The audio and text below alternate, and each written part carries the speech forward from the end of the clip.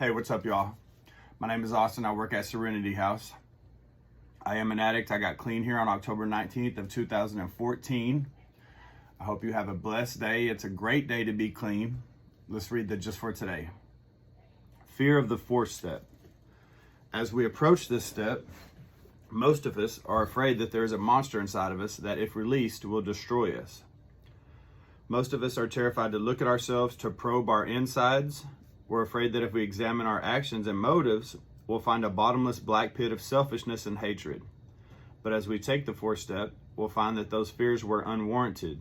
We're human, just like everyone else, no more, no less. We all have personality traits that we're not especially proud of. On a bad day, we may think of our faults, we may think that our faults are worse than anyone else's. We'll have moments of self-doubt. We'll question our motives. We may even question our very existence. But if we could read the minds of our fellow members, we'd find the same struggles. We're no better or worse than anyone else. We can only change what we acknowledge and understand. Rather than continuing to fear what's buried inside of us, we can bring it out into the open. We'll no longer be frightened, and our recovery will flourish in the full light of self-awareness.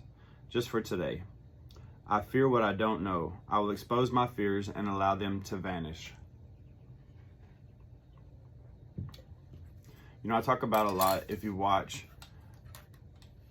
being able to write things down, identify them, define the meanings of some of the words, and just in that process of figuring out what's going on, a lot of times I'm able to get to the solution really fast.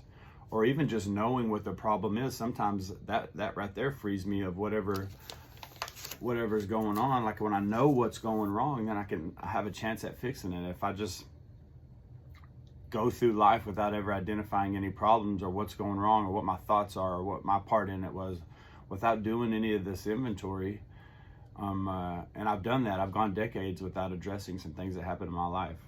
I'm really grateful for the fourth step. I always say this when I share in meetings. I was really mad when they gave me the 4-step form and it asked what happened in this little bitty box, and then I didn't have 2 pages to explain why I did the things I did, right? Really, the 4th step though, you know, I was able to write on some paper and I was able to find out the exact natures of my wrongs. And then I was able to get free. Like, I'm not as bad as a person as I thought I was. Some things happened to me, and then I made some choices, and then I rocked along coping in the same negative, like harmful way for a really long time. Come to find out, like, it's not like I'm not that bad of a person. Like, some bad things happened and I didn't respond correctly, and I continued to live in that for years. It doesn't make me a bad person. It just means I made bad choices and I never matured enough to get over them and make different choices. And that's the thing.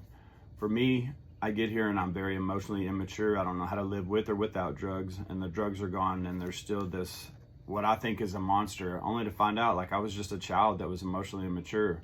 The step working process helps me to grow up and mature emotionally and be able to handle life on life's terms. Bad things still happen, but how I react or how I process what happens is based on my maturity level, my ability to process.